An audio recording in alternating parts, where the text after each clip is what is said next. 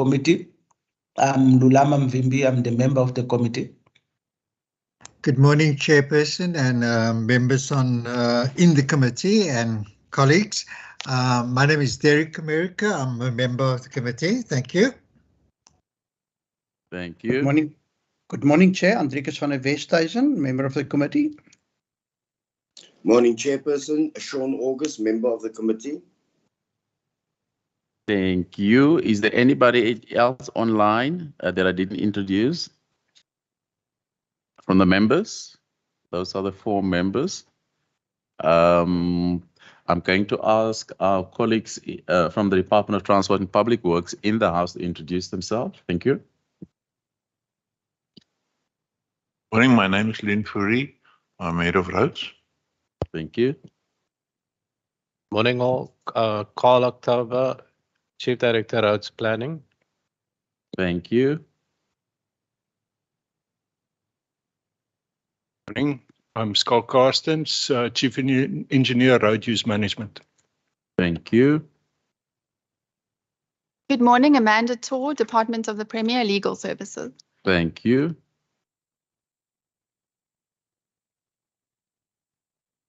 Morning, Chairperson and colleagues. My name is Romeo Master, Legal Advisor, WCPP. Thank you. Thank you. Can our colleagues online from Transport and the entities or consultants introduce themselves online, please? Yes, good morning. It's Tony Abramson from Transjuris, advising the Department on Legislation. Thank you. I see Siraj is online. Mr. Chairman, may I ask, can you hear the audio that's coming from the online participants? Yes, we can hear that clearly. Thank you. Okay, thank you. Anybody else online? No one else? Okay, inside on my left, I have Johannes Kutsia, which is my colleague always with me on the committee. And on his far left is Nomfundo sitting there, also working with me on the team. Thank you very much. Colleague, today we're going to deal with the bill and we're going to continue where we left off the last time. I'm going to ask, I just want to see, because it's I don't expect you to have those answers that from the notes that was sent through last night. If you did, or if I should have asked Member Andrikus to raise those concerns first before we continue, or if you didn't have a chance to look at it, I'll fully understand because it only came through last night. But I see your hand is up. Do you want to add anything? Thank you, Chair. We are mindful of the notes that came through last night, which we received this morning. Yeah, oh, you see this morning. So we haven't looked at it or gained consensus internally. But Chair, your suggestion carries. I think that perhaps the Honourable van der Westhuizen would like to address that. Honourable van der Westhuizen, can I ask Johannes, can you put that presentation up that Honourable van der Westhuizen sent through? And Honourable van der Westhuizen, can I give you 5 minutes, please? That should be sufficient just to go through your last comments because you went through the regulations and to the matters of the bill. Then you can just give we'll flight the presentation on the screen. Would 5 minutes be sufficient, Honourable van der Westhuizen? I trust so, although I think the discussion afterwards will probably be somewhat longer. Chair, Okay, thank you very much for the opportunity. As you know, from the onset, there have been particularly 2 aspects of this legislation that concerns me. The one is the whole issue of advertising, and I think the main item is the definition of advertising, which I think is far too wide, and now includes, in terms of the definition, it seems to me even flags, colors, signs, anything that may seem to be like a letter or even a single numerical, etc. So that is really, and I yesterday here in my hometown, went from in Merriman Avenue, which I believe is a road of joint significance, between De Beer and Bosman streets, just one street block. And I took a number of photographs of items that will be covered under advertising. And unfortunately, you know, from the onset in George, we've been assured that the regulations would address my concerns. And fortunately, we did receive those regulations last week and Friday.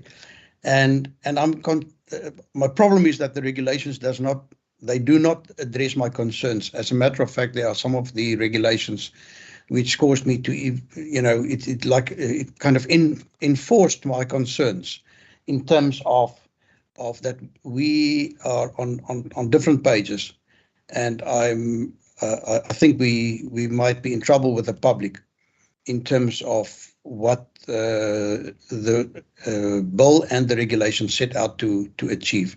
So the first issue is the one on advertising. The second one is my problem with section 37(1), where I think what is in writing and what is probably meant are two different things.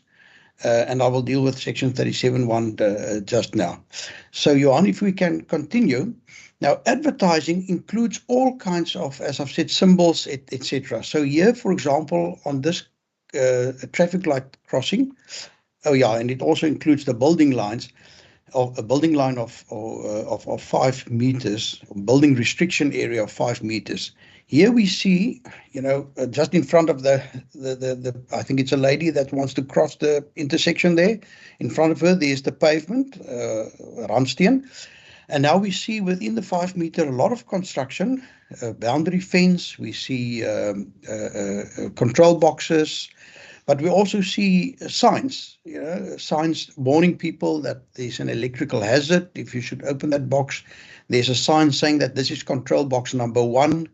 Now, these, in terms of the definition of advertising, is included under advertising, which means that Stellenbosch municipality will have to apply for permission to be able to put a 1, 2, 3, 4 on the 4 different corners of the control boxes of that intersection.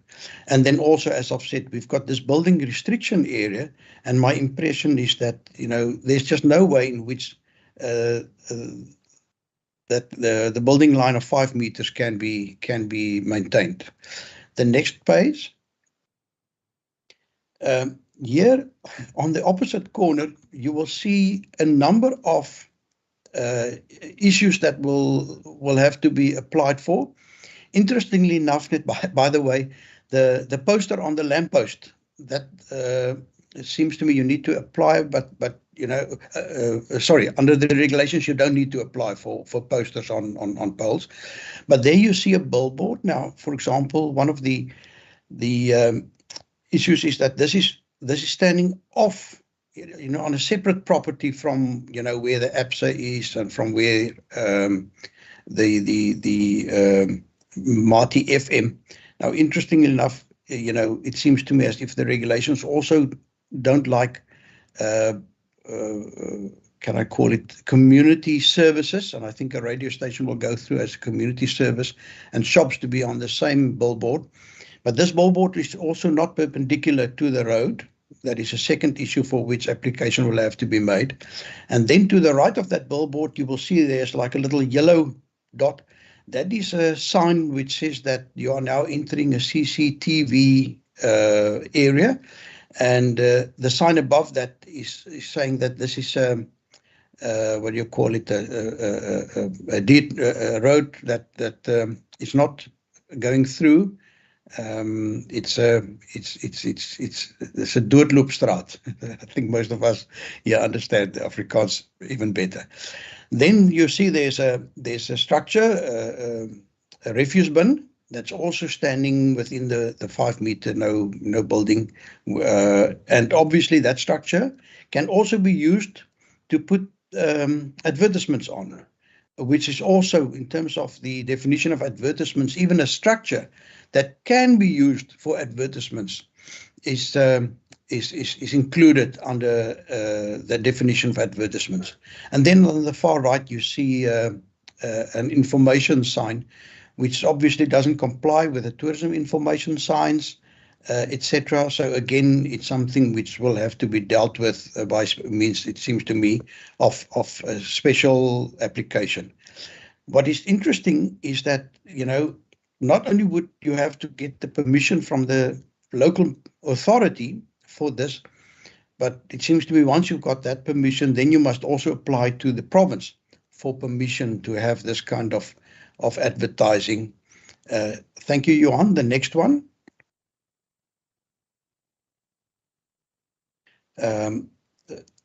There you see, for example, a flag. Now, I note in terms of the regulations that flags are not exempt from, you need to apply for that. Now, there you see a flagpole, and this is now covered under the regulations as one of the items for which you will have to apply. And very interesting, if you look at 32.1, no person may display or cause or permit to be displayed an advertisement if the advertisement is visible from a road of joint significance outside an urban area within 50 meters from the boundary of a provincial road or a road of joint significance in an urban area. 50 meters there.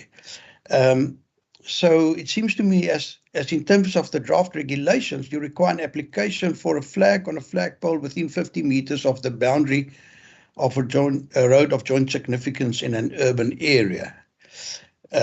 Interestingly enough, it excludes flags carried in a procession. Then you don't need to apply. Thank you very much. The next one, Johan. Now, farm names. And this picture was taken from the regulations, but the interesting thing is a farm name advertisement must have a minimum letter size or height of 140 millimeters.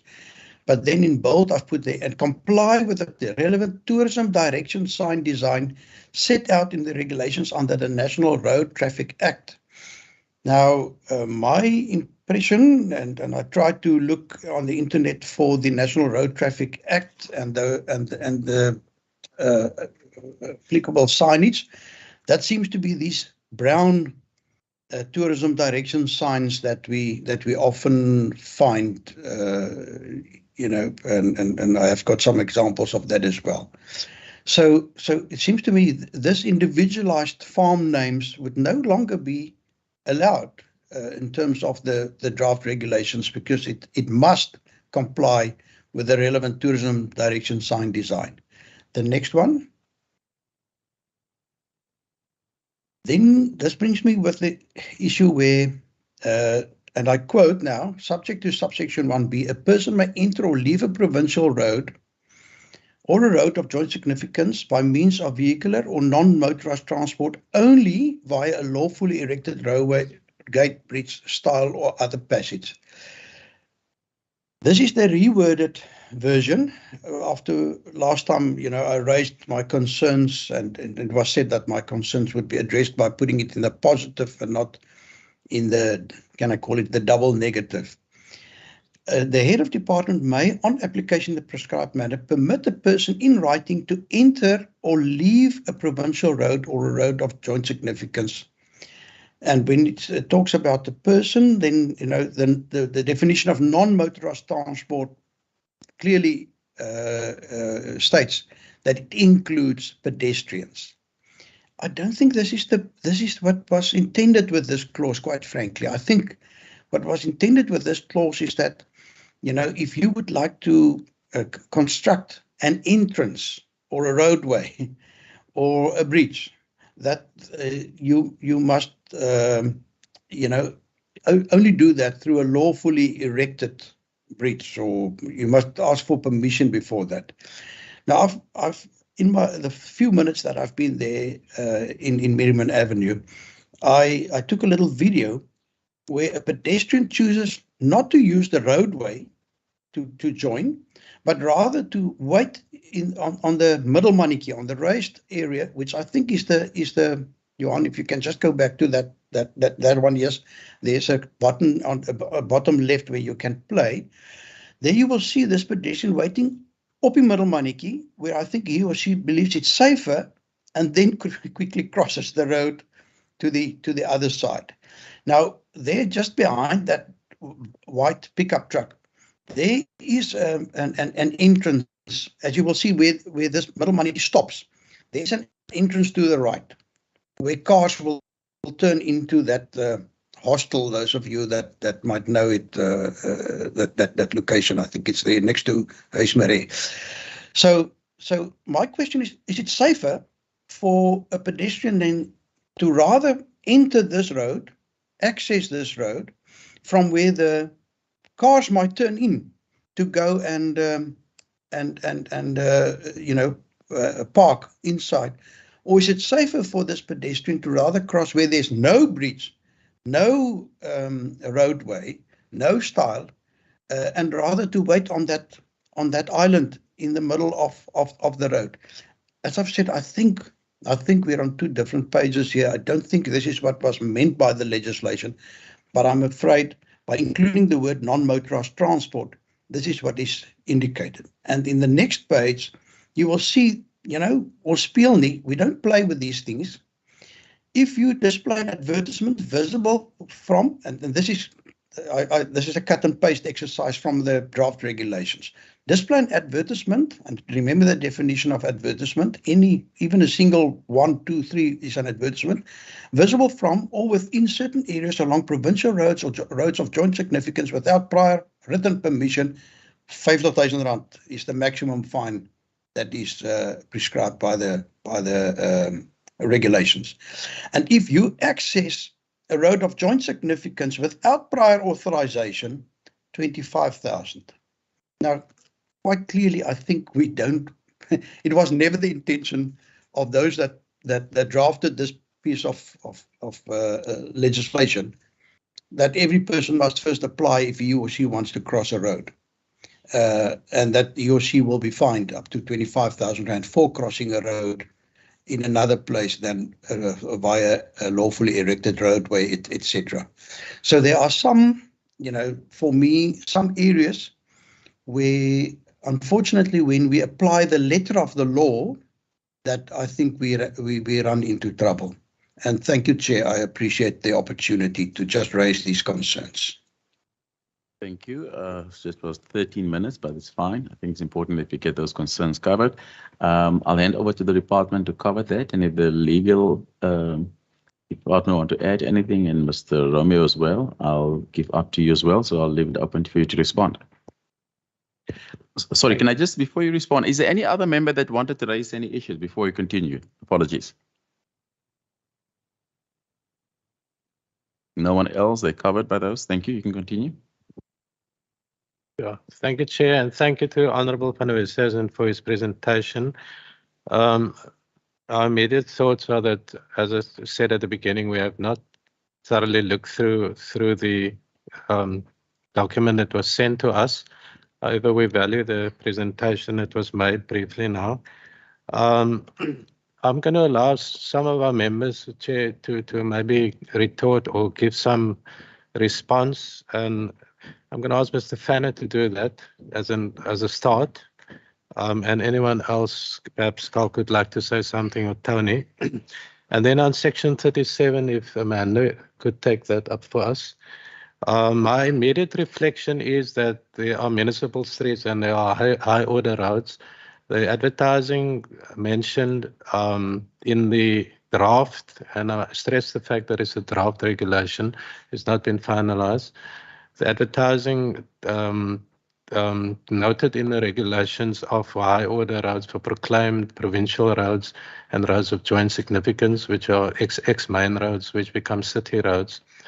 And in many streets, and I think the Beer or Bosman Street was mentioned, Stellenbosch streets, for example, these are municipal streets, many of them, and they do have a plethora of advertising and signs, which are subject to the municipal bylaws.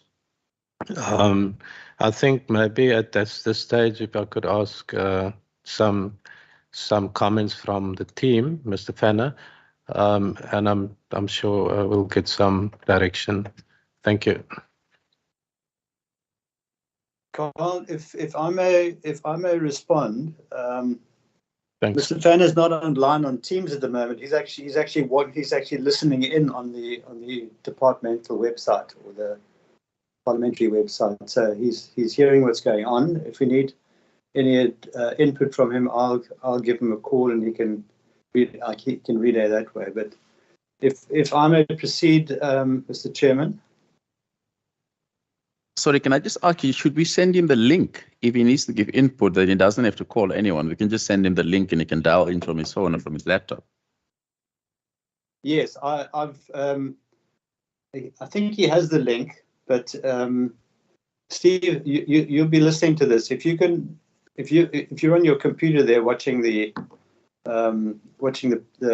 meeting, could you? I've just sent you the email from Mr. Coetzee with that has the link to it. If you can try and log in there and get into the meeting. In the meantime, I can try to deal with this first one. I think the first issue that Mr. van der Westhuizen has raised is it's the picture. It's one of the picture of the box or the electrical box on the street corner.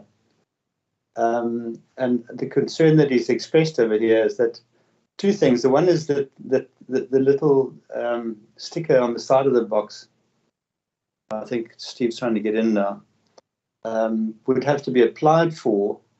It's a reference number that the municipality would use to identify the box. I don't know if the members have got that slide open. It's the second slide on that presentation. And then, so the one issue is surely the municipality doesn't have to apply to put up that reference number on the box. And the second issue that comes in here is that I think he's suggesting that the box that's being erected, or the box that is the electrical box itself, is a structure, and does the municipality have to apply to put up this electrical box because it's supporting a sign? And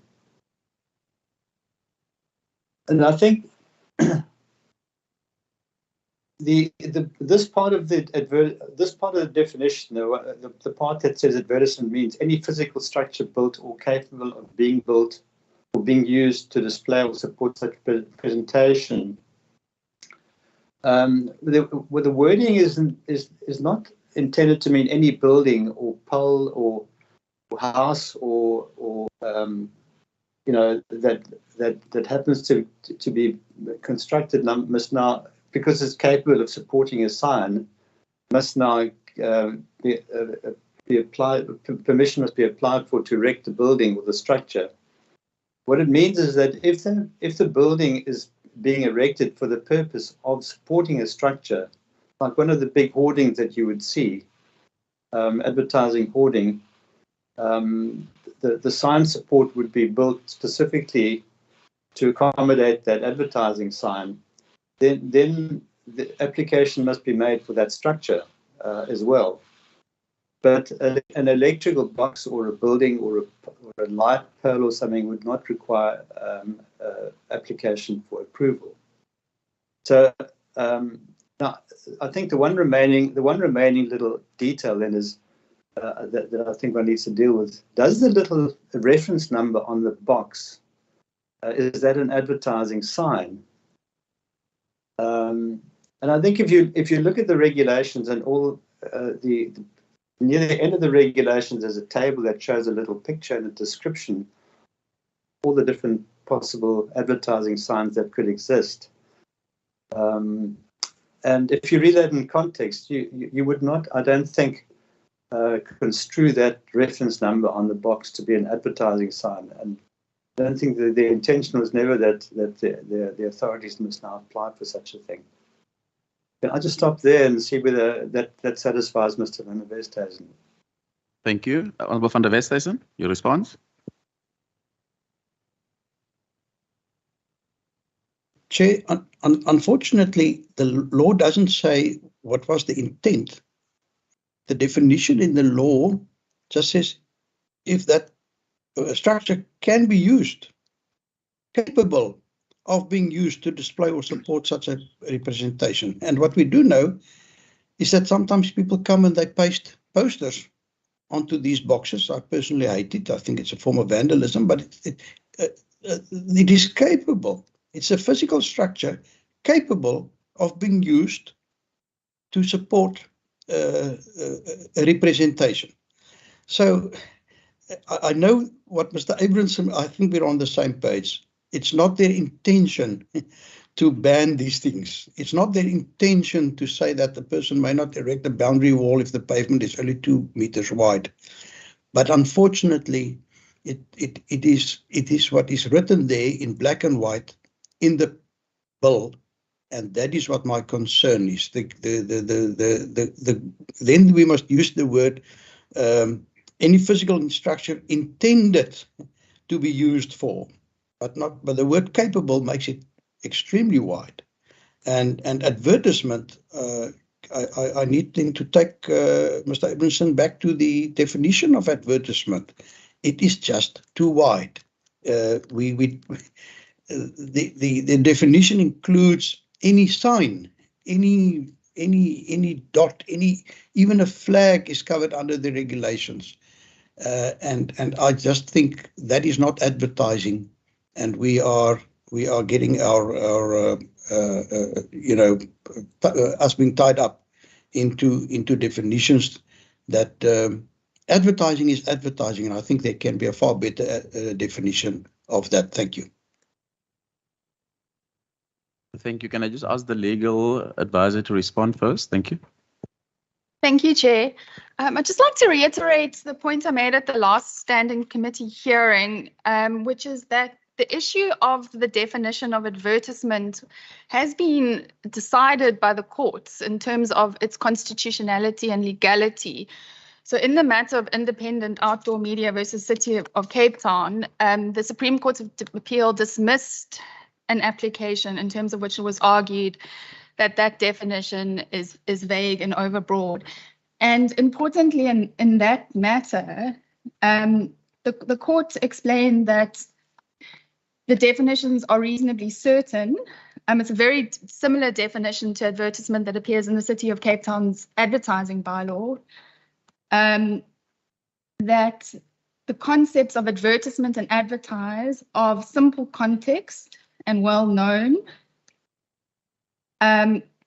Furthermore, the court also decided that there may be reasons why the bylaw went slightly broader, went broader than the dictionary definition of advertisement, which would refer more specifically to the more technical term in respect of promoting goods to potential consumers, because of the fact that it also brings within its ambit, for example, flashing lights designated to attract attention to a particular product or outlet.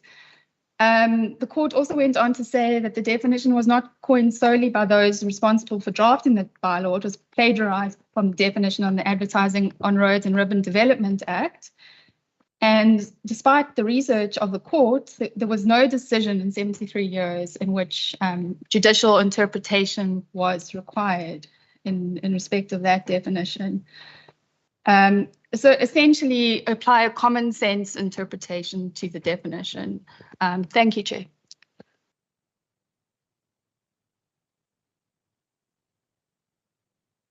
Yeah, I have nothing further to add to my colleague Amanda's input. In fact, we have conferred earlier before the meeting on this, and her response is consistent with what we've agreed the position is. Thank you. So, Honourable Van der Westhuizen, on that point, there's already a constitutional court ruling on this matter, and that is so the definition, the Supreme Court of Appeal ruling on this matter, and therefore the definition is consistent with that, and we can't unfortunately change it here.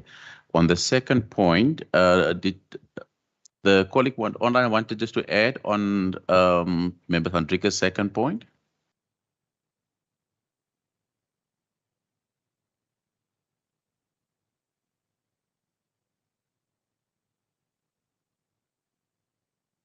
Online? Chair, I think Ms. Talcott, Daniel, section 37, is that the one? Yeah. We're still in advertising. I Oh, we're think. still on advertising? Sorry, okay.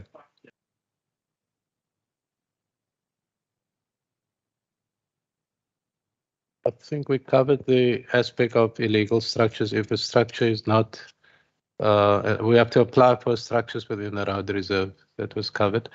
And it was never the intention that advertising should be placed on these structures. And if the structure is approved, and that is the case for in terms of advertising, then obviously that advert would be, and if it's within a road of joint significance, then the process for application for the advert. Okay, then the normal process follows. Yeah, but I mean, you can't control vandalism, and because I know what kind of stuff goes on these boards. I think we all know what kind of stuff goes on these boards, but you can't control that. So, Mr. Masdor?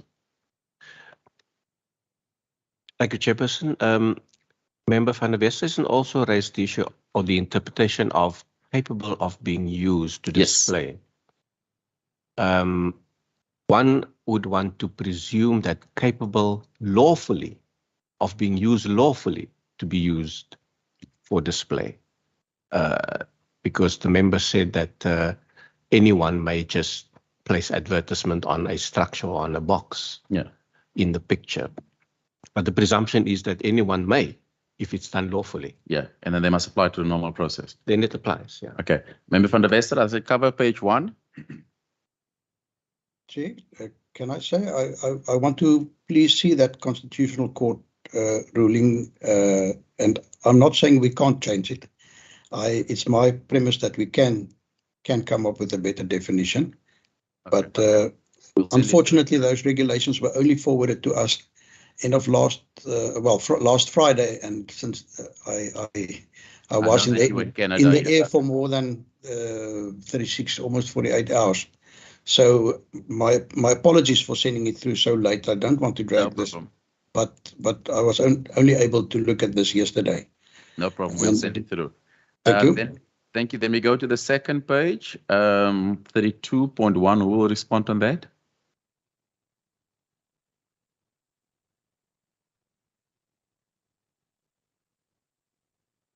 Chairperson, it's Tony Abramson online. Okay. I can have a go at this. There's a number of different signs in this photograph that one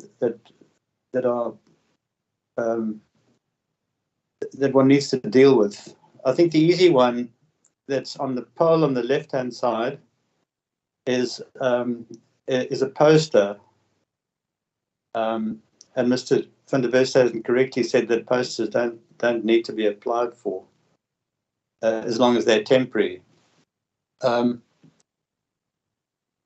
people who've read the regulations or had time to have a look at them will find there's an annexure towards the end of the regulations that illustrates, has a description of each different advertising sign that may exist, and also gives a little picture. And the extreme right-hand column of that table indicates whether or not an application needs to be made for permission. So that poster doesn't have to. Now, the one next to it, the one with the ABSA and the four different sort of rows of advertising on there, if this is not a forecourt advertisement, in other words, belonging to a building where the business that is being advertised is conducted, for example, a BP service station would have BP signs on the building and in the forecourt. That is fine. That's okay.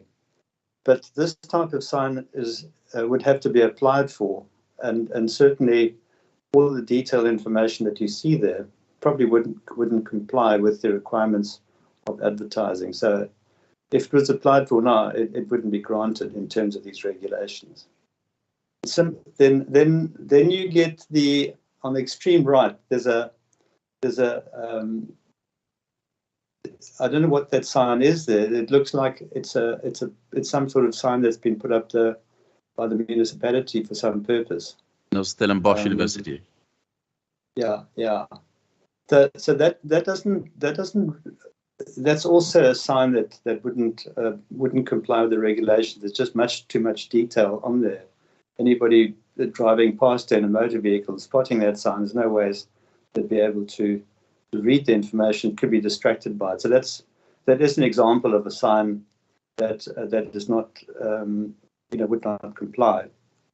And then at the very top of the photograph, there are these two spar signs, which I think are attached to telephone poles or something. Yeah. And those two signs, they would not comply because they would have to be applied for, but they probably wouldn't be successful in their applications.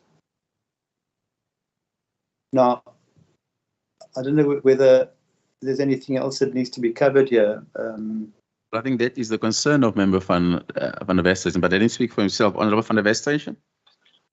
You're absolutely right, Chairperson. My problem is that we are now going to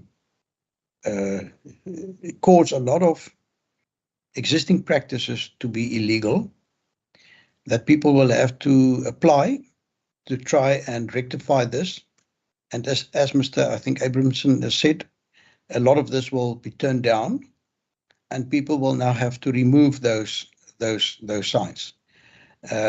We even left out the yellow sign warning you of CCTV, which has been put up on a road sign, which also would probably not be approved. So just in this one photograph, Chair, we have numerous examples. And if I tell you about the application process, if you look at the regulations where, the detail that you must go into to apply for permission to be able to put up a sign, advertising sign, it's onerous, it's huge. And my concern is that we are now going to, cause a lot of people to be outside of the law. We're going to make it very difficult for them to comply with the law. And even if they try to comply, as Mr. Abrams said, they will have to remove a lot of this kind of signage. By the way, the one there on the right, you're quite right, Chairperson, that is a sign of the University of Stellenbosch indicating to people, where I presume the chemistry building is, where the commerce building is, etc. And as you've now heard, that must be removed or will not be granted. But these are important information signs to give direction to people, to inform people. And I would like to argue that in many cases, either this has got limited impact on road safety, or secondly, that it even assists with road safety in the sense that, afkop hoenders, people that don't know where they must go to, I presume causes a bigger chaos on our roads and bigger risks for people on our roads. So here we have in one photograph a lot of signs which Mr. Abramson has said, no, sorry, it will have to be removed. And I'm really concerned about, whether what we're doing is serving the wider interests. Remember, we're here with a single agenda. But there's a wider agenda as well that I believe we should be taking into account, a community agenda. Thank you. Thank you. Can I just get an understanding, particularly around some of the smaller, let's stay on the slide, particularly. I think all of us have been to Stellenbosch. We've seen those signs. I've got a daughter at Stellenbosch University, so I've seen many of those signs. Has there been any accidents that justifies this regulation?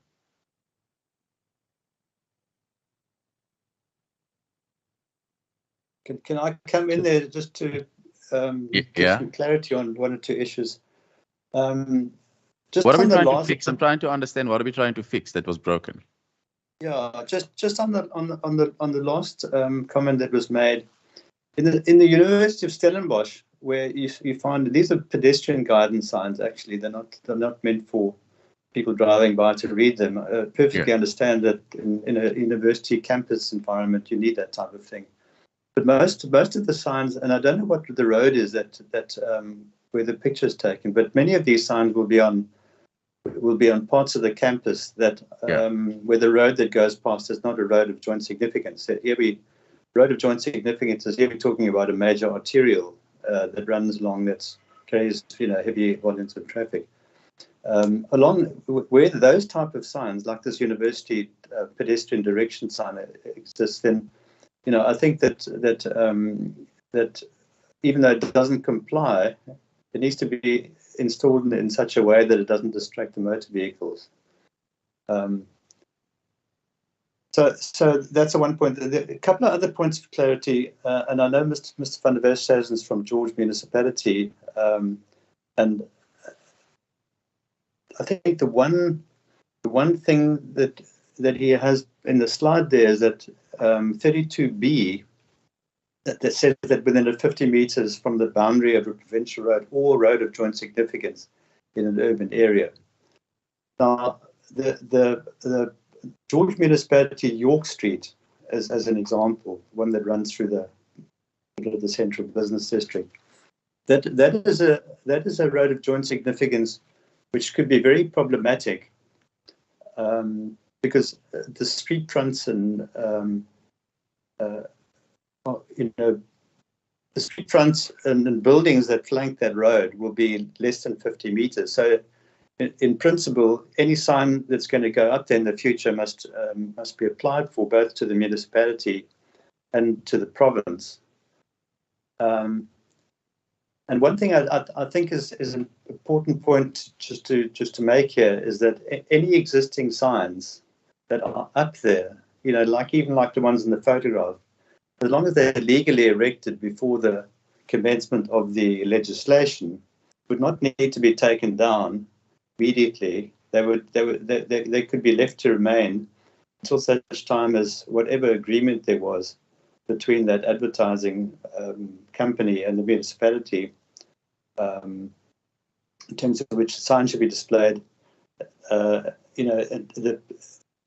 the agreement has been concluded, because most of the time, if somebody's got to put up a sign, they get permission to do so for a period of, let's say, 5 years or something. So at the end of that period, they would have to then remove the sign. I think that's normal practice, that advertising signs may only be permitted in terms of an agreement for a certain period of time.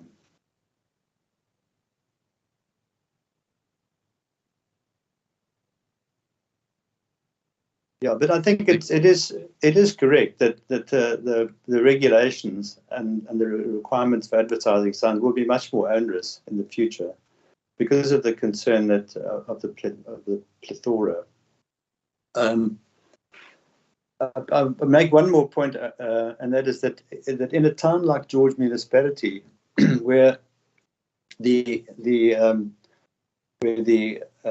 officials are competent to consider and make decisions about advertising themselves, it's very possible that in liaison or in agreement with the province, the provisions of, I think it's section, Amanda might remind me, section 672, I think, where by agreement between the head of department and the municipality, then the municipality can, or the person applying can be exempt from applying to the province, and those type of decisions can be left to the municipality to make because they have that competency.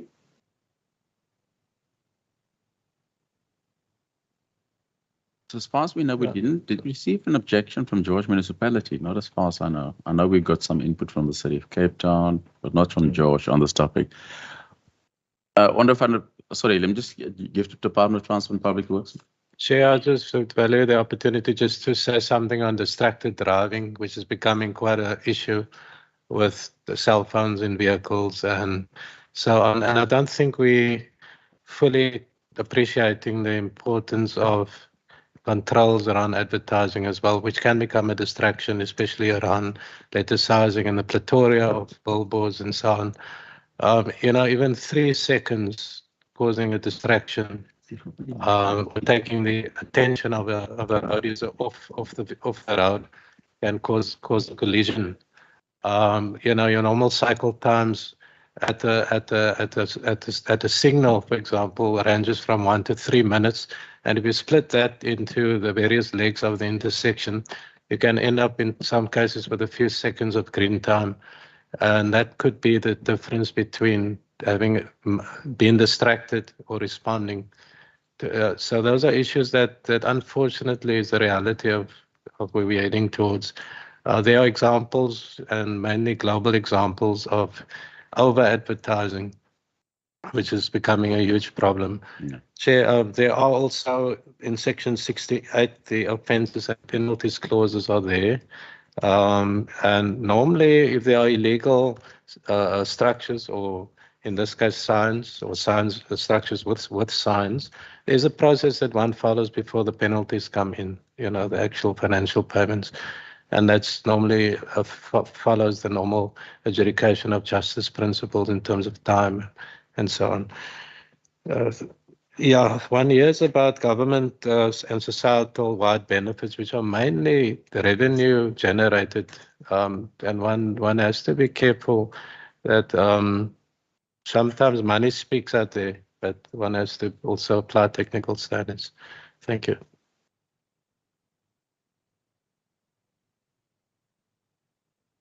Thank you, Honour van der Westhuizen. Any further inputs on this particular topic, on the section of the bill?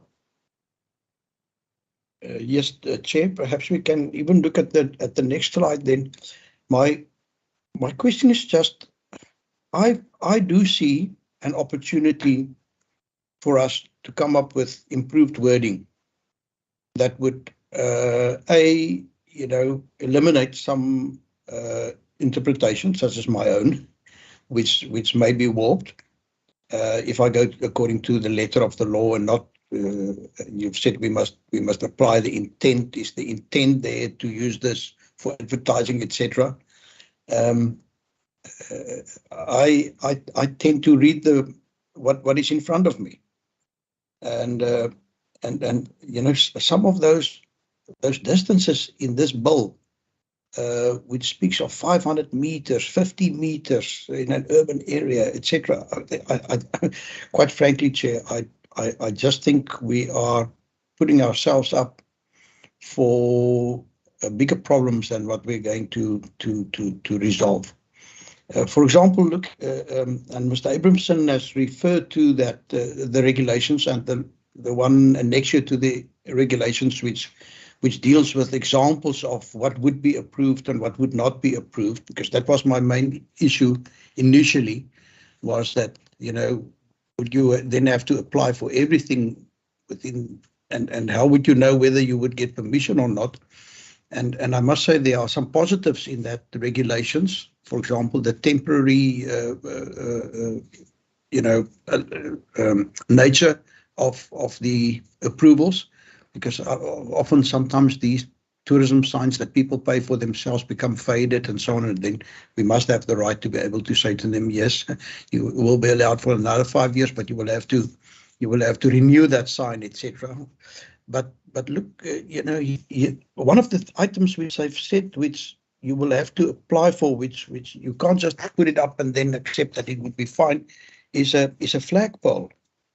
That's now in terms of the regulations and flying a flag, and quite honestly, Chair, do you think that flag is causing traffic or endangering traffic safety, encroaching on traffic safety, etc.? And now I must go through a lengthy process where I must give, scale drawings, and I must give photographs or artist impressions, etc. of how that will look and how it will impact.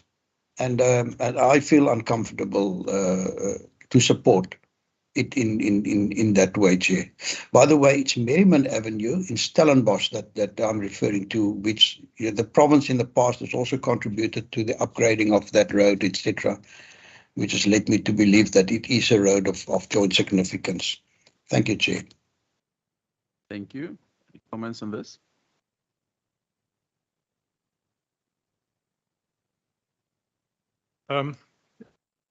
Honourable Van, yeah, I gathered it is Merriman Avenue, and it is a proclaimed main road. It might not be a road of joint significance in future, by the way, but yes, flags. There's also lots of issues with flags. It depends what type of flag it is. To get static flags that's displayed similar to a static or a stiff advertising sign, and then you get the cloth ones that normally hangs down when the wind doesn't blow. If it's a flag with, say, a country's flag, then there are some exceptions for that. So, yeah, the detail around flags can be refined, and it's more of an issue when it's close to the or within the building line or within or close to the road.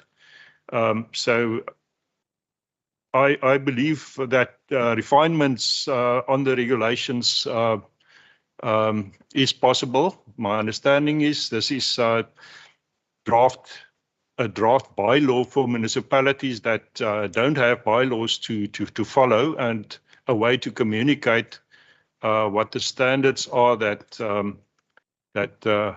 should be applied on a road, a higher order road, like a road of joint significance in an urban area and also then in rural areas. And it is not so easy to describe in detail what applies where. And I do believe there will be lots of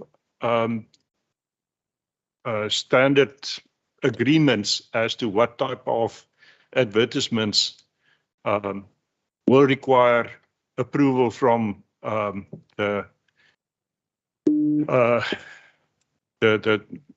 provincial departments and whatnot, and it's working in conjunction with municipal bylaws. Thank you. Thank you. Chair, I just also want to make the point regarding the concern of the definition of advertising in the bill, because I do understand that Member van der Westerhuizen is raising this as a problem or a concern, and is of the view that it can be worded more clearly or better. Of course, legislation can always be improved. We could probably work on this bill for another 10 years. It's I think it's in the nature of legislative drafting. So just to make that point. But secondly, I think that the scheme of the bill in respect of how it regulates advertising is correct insofar as mentioned earlier, there's reasons why the definition of advertising is broad, because it needs to cover different mediums, different contexts. And I'm just concerned of unintended consequences. We try and narrow it, and it's going to have knock-on effects. But also just to say that Chapter 9 of the bill, the provisions on advertising, apart from making very clear provision for exemptions in the regulations, it also provides in 32(4)(d) that the regulations may also speak to the technical requirements applicable to the display of advertisements, including exempt advertisements. So it's a flexible framework where it's appropriate to accommodate the technical detail and regulations, which are still subject to public comment and may be amended going forward. So in my opinion, the scheme is rational, and it's what's needed to correctly regulate advertising and the impact on transport and traffic. Thank you, Chair.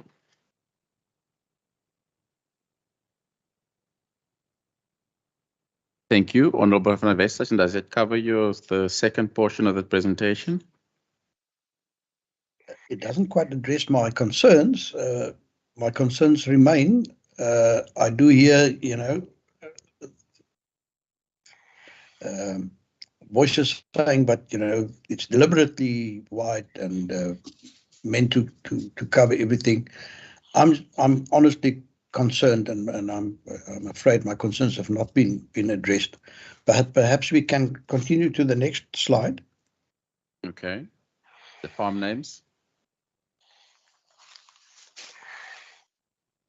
there you are. Chair,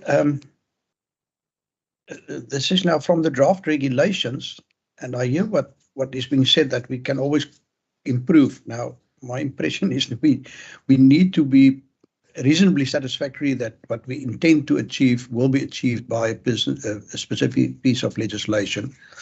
As you know, I'm also the chair of the Standing Committee on Agriculture, and we do know that our farms have become, places which sometimes need to be visited, not by people that are only staying on the farm. That if that was the case, you didn't need a farm name. But many of our farms have become tourism attractions, etc. And we have farm names on fancy entrance walls, gates, etc. Now, my concern is that in terms of the draft regulation, it says a farm name advertisement indicating specific premises must, and then particularly the B part, comply with the relevant tourism direction sign design set out in the regulations under the National Road Traffic Act. Now, the tourism direction signs seem to me to be the brown ones, and perhaps our advisors and the experts from the department can assist in this regard. That means to me that this Ripan and other, similar signs that's now the norm, I almost want to say, along our rural roads, must now be removed, or you will have to apply. But the problem is that in terms of the draft regulations, your application will be turned down because it does not comply with the relevant tourism direction signs, and perhaps we can just get some feedback on my interpretation of that draft regulation. Thank you. That's 37.4. Yeah. Chair, through you. That reference to tourism sign, is perhaps a bit confusing. What was meant is the readability of tourism signs. There's on tourism signs, you have primary destination and secondary text. So that is the principle that for a farm name, your primary text will be the farm name itself, and secondary text can be the owner's name. Yes, I think we should refine that clause, because tourism signs are road traffic signs, but the signs, the farm name signs, are not road traffic signs. They covered under advertising signs, but they deemed to be necessary as a location sign, if I can refer to that. So, I do think we should refine that clause. It is indicated it must comply with the design set out relevant to tourism signs, but it isn't meant that it must look like tourism signs, because the brown color is reserved for tourism road signs only. Thank you. Okay, so that will be refined. Yeah, Mr. van der Westhuizen, you covered there.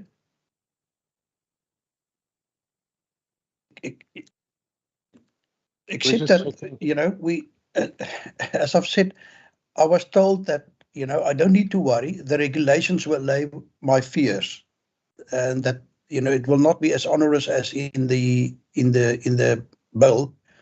But once I received the regulations, they seem to be even more onerous. They seem even more restrictive, and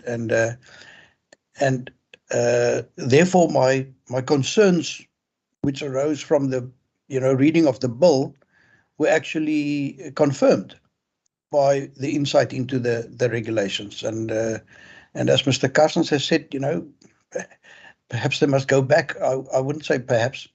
I would like today to propose to this committee that they do go back, and that they, we can't consider the one and not be informed of the other. We can't consider the bill and be assured that, no, everything will be fine. You must look at the regulations, and when you do see the draft regulations, then it doesn't seem to be that fine. And Chair, either we are going to, through our actions, cause a lot of law-complying people, law-abiding people, to suddenly find themselves outside of the law with fines of 25,000 rand or up to 50,000 rand, etc. Or we must come up with something that is more, my apologies, that is more suitable. So, Chair, I think you've heard Mr. Carstens in this regard. Thank you. Yeah, I'm going to make a ruling now on the regulations. I just want to find out where your concerns will be dealt with. So this will, in my opinion, fall under regulation. I'll make a ruling on the regulations now. Don't worry about that. Then your next page, 37.1, if we can just deal with that. Correct, Chair. This is the one that's not dealing with advertising, but with that specific clause in the bill. A person may enter or leave, and this is now the reworded version that we also received last week. A person may enter or leave by means of non-motorized transport, and as I've said, non-motorized transport includes pedestrians, only via a lawfully erected roadway, gate, bridge, stile, or other passage. Now, you need to apply to the head of department if you want to enter or leave a road of joint significance via any other way than through a lawfully erected roadway, etc. My impression is that really the intention was never to address the situation of pedestrians to cross a road. That it was merely, where people now make a habit out of driving onto a provincial road or a road of joint significance through, let's call it homemade entrances, exits, etc. And that it particularly doesn't apply to, urban areas. So I would like to request that the department to reconsider whether their intent and the wording that we've been served with is consistent with one another. Thank you. Thank you, Chair. Could I just make the point that just in respect of the video that the honourable member showed, this provision doesn't affect the law around the use of roads and lawful crossing of roads, which is dealt with in road traffic legislation, essentially. So I don't understand that particular video to pose a problem, in the sense it's the pedestrian can cross the road via lawful means. If it's lawful for the pedestrian to cross the road, then he or she may do so.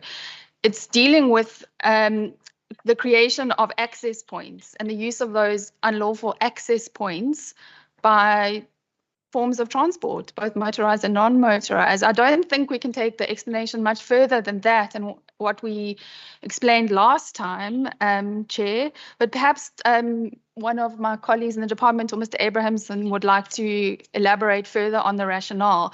So I have also conferred with my colleague, Advocate Marsdorp, and we are of the view that it does meet the intention of the department in terms of what the rationale is of that provision, essentially to stop the use of those illegal access points. Doesn't affect how pedestrians may cross the road if it's otherwise lawful in terms of road markings, etc. Thank you.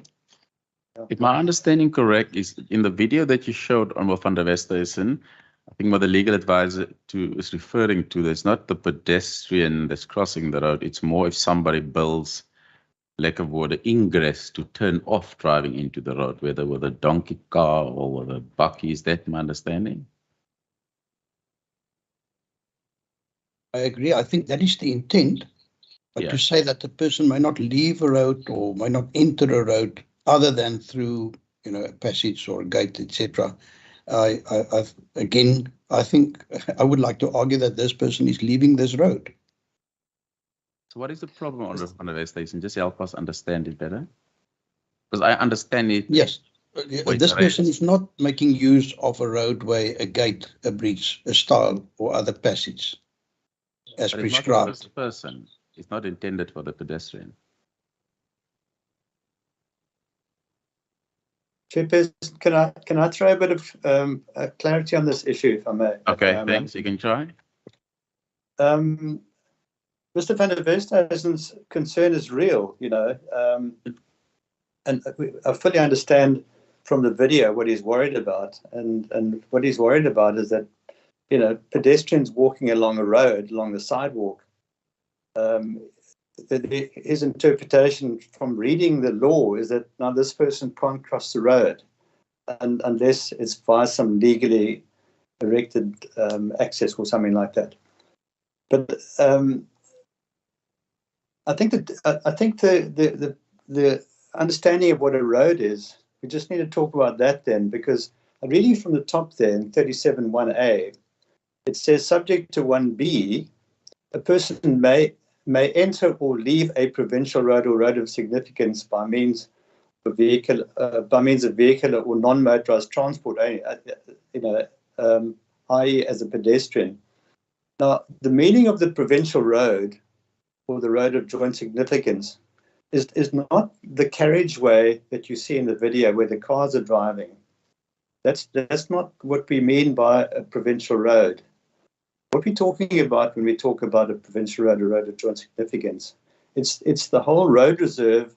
It's everything inside the road reserve, let's say within the fences of a road. That's the road. And you have a huge number of bits of infrastructure within those fence lines. For example, you have the carriageway where the cars drive.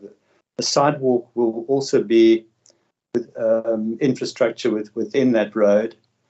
And maybe there would be cycle lanes along there as well. So I think one needs to be clear that when you're talking about the road, we're talking about the whole space within that fence line.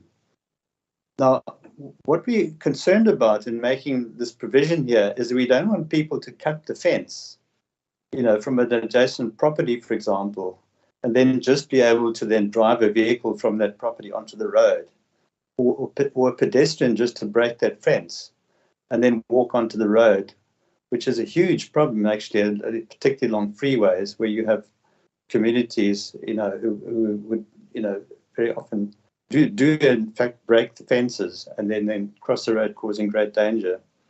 So a pedestrian that you see in the video would then walk along the sidewalk of the road and of course would be at liberty to cross over that road at any point as long as it's legal. Sometimes pedestrian crossings are only legal at pedestrian crossing, but I mean, for most other places, pedestrians can cross where they think it's safe for them to cross, as this example shows.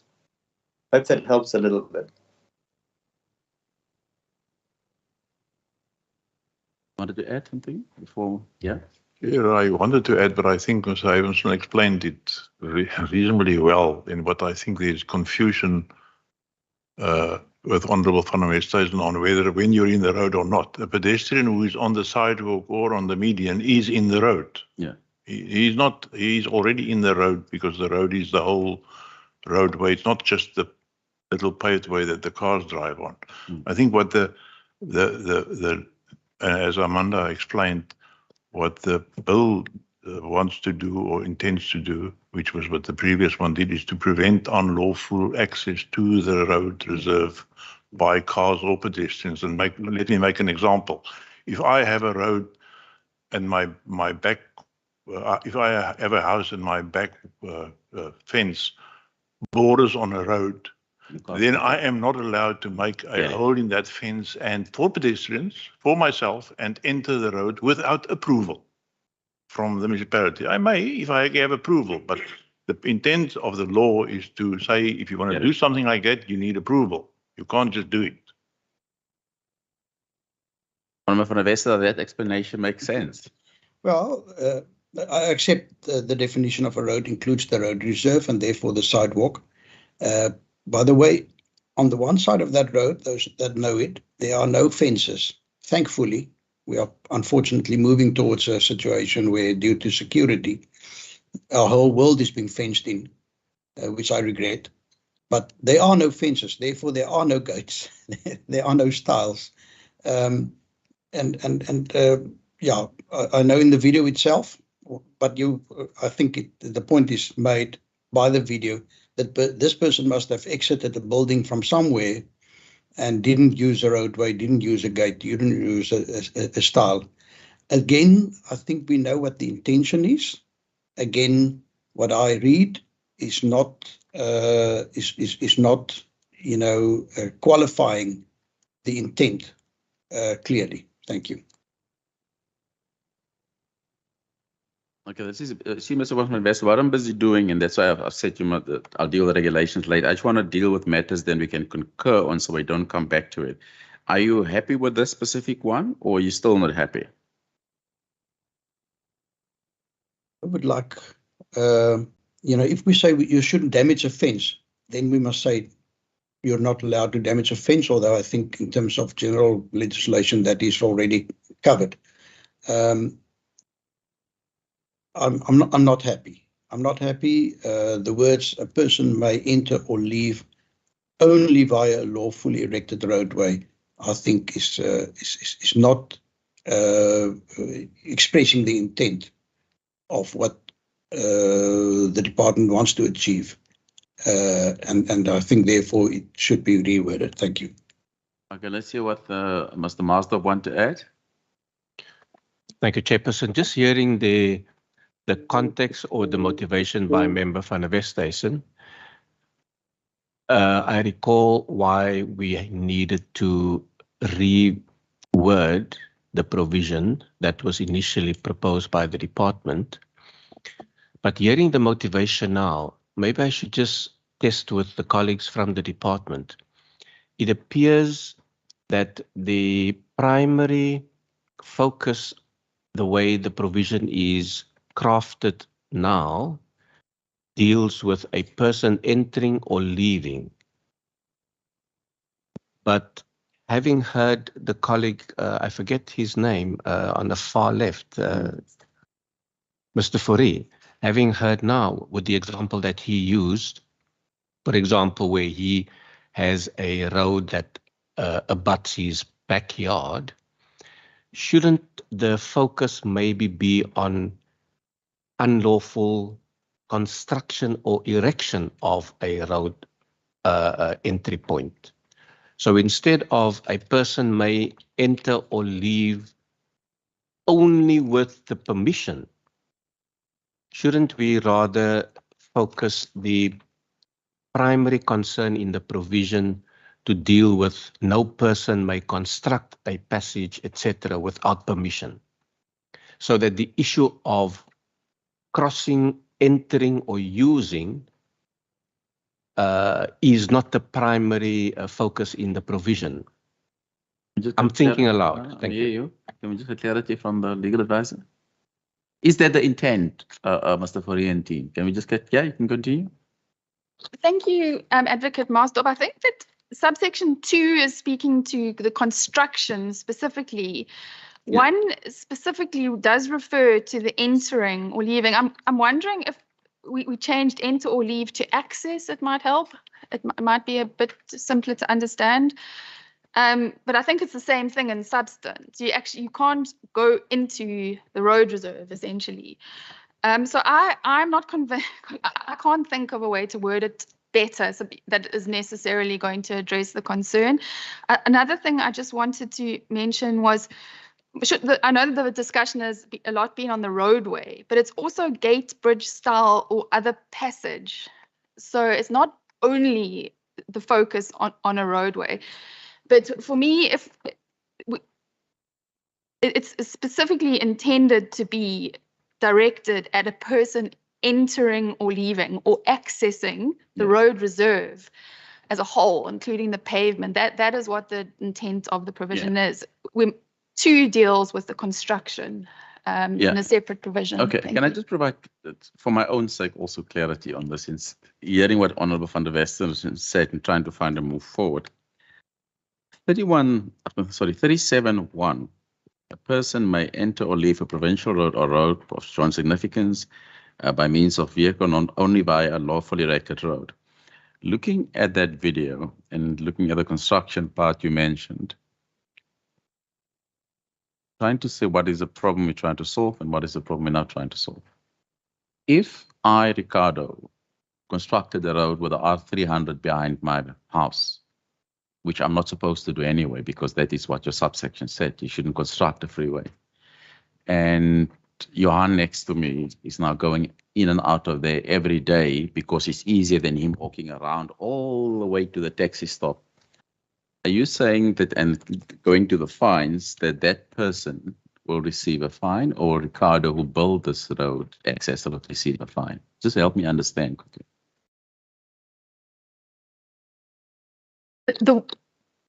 Apologies, Chair. The wording refers to the person entering or leaving. So that's essentially what the prohibition is. So if Johan, obviously I will get a fine because I built the road, right? Because I did illegally to the R300. Let's use the R300 as an argument here, whether it's a main road or a regional road. So I will get a fine because I illegally build a road to the road of joint significant, either 25 or 50,000. And then Johannes, because it's easier to get that way, not go all the way around Jack's Railway line, is this to make sure he doesn't get a fine. Just help me understand this quickly. Chair, if I look at what's in the bill, it applies that both parties can be implicated. If you look at section 237(2), and I read, no person may construct or provide an ingress. So that would apply to the construction. That's for the fine for me. Yes, I get that part. And then the portion, which portion? 37. Yeah, that's it. And in 37(3), sorry, B, 2B, provide a connection between properties referred to in paragraph A. And any other adjacent property or properties that that also applies to the construction. That's the bill. Yeah, so what I'm asking there is 37(1). So will Johannes also receive a fine? Because you're saying he will not risk enter or leave a road. Both. Yes. So both of us will receive a fine. Okay. So member Van der Westhuizen, what is your objection to this? Can I just get clarity on that? My concern is particularly within urban areas where people need to exit buildings, properties, etc., or enter into properties, etc., and where quite often that requires to be done not via roadways. As a matter of fact, my argument.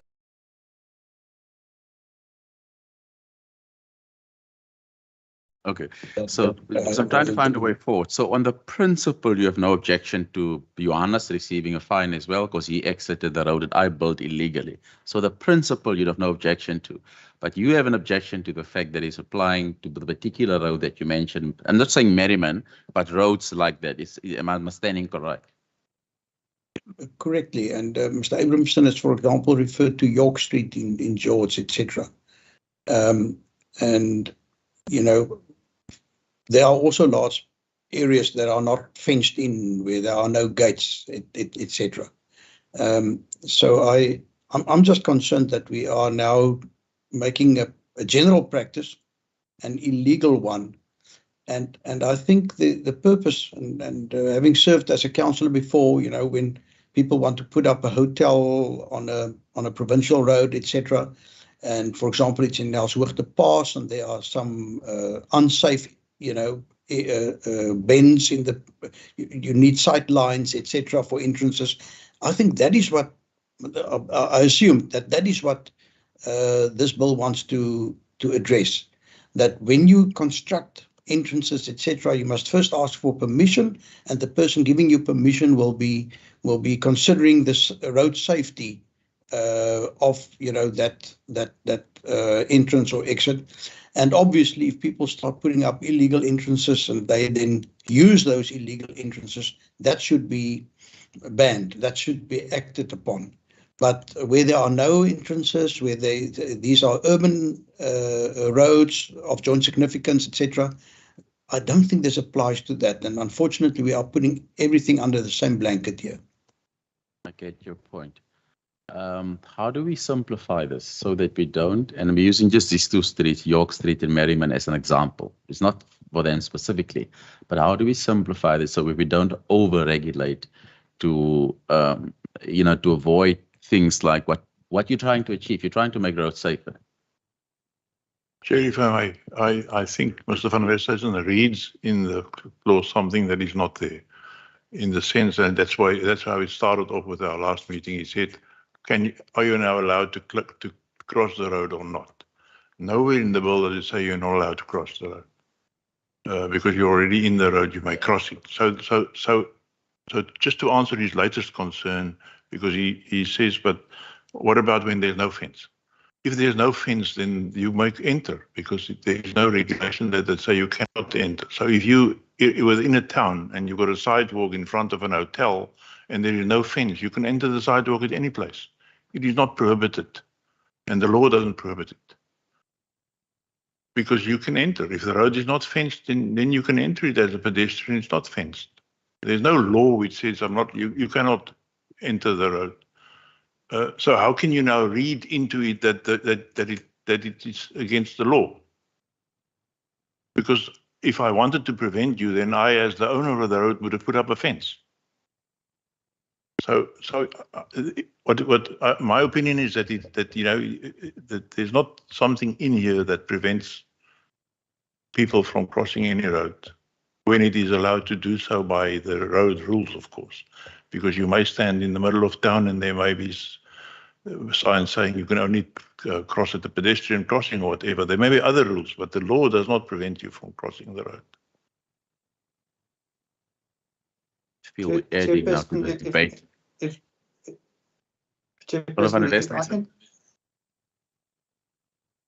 You can go.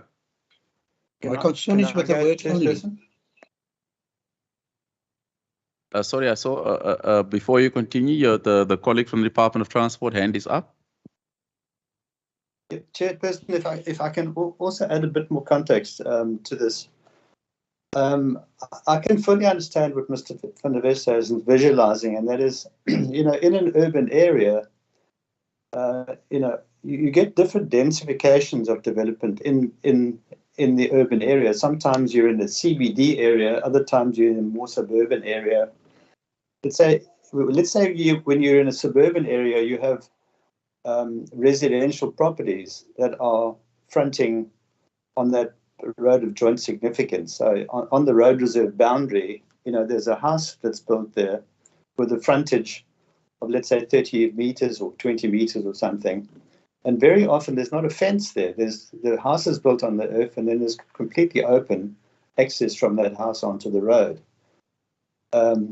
Now, anybody living in that house would be free to then walk into the road without going through a fence or breaking a fence or something.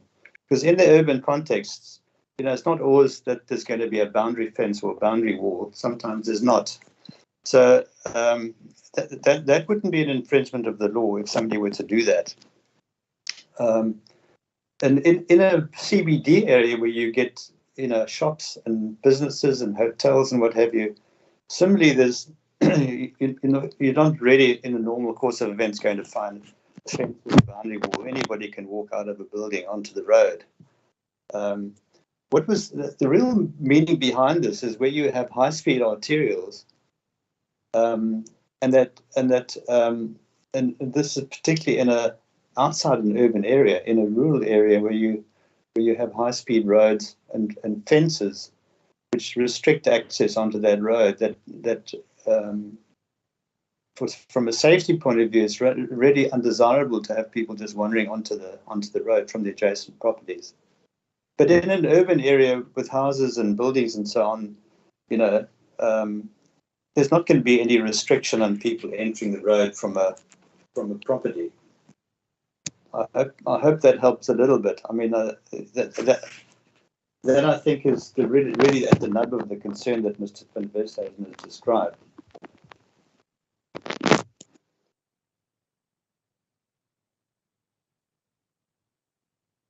Honourable van der Westhuizen, did you get that? I fully agree with the explanation of Mr. Abramson, but unfortunately, Chair, this is not what I'm reading when I read the word may only. And that is my concern. So Mr. Abramson and myself, we're on the same page, and I'm really grateful to be able to say that. My problem is just if I translate what he has said into what I see in front of me in terms of this clause 37(1)(a) and B, and also if I look at the regulations, you know, we then speaks of access, it does still concern me, and I think therefore, because Mr. Abramson has got, if I can call it the right or intent, I think we can reword for the bill to be in line with that intent.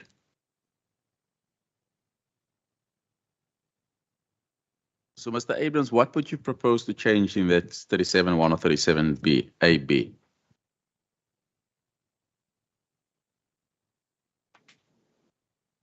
Well, if you're reading, I'm reading from 37(1). No person may enter or leave a provincial road or road of joint significance. So I think we're all clear on what the meaning is. But then when you come to the latter part of that clause where it says,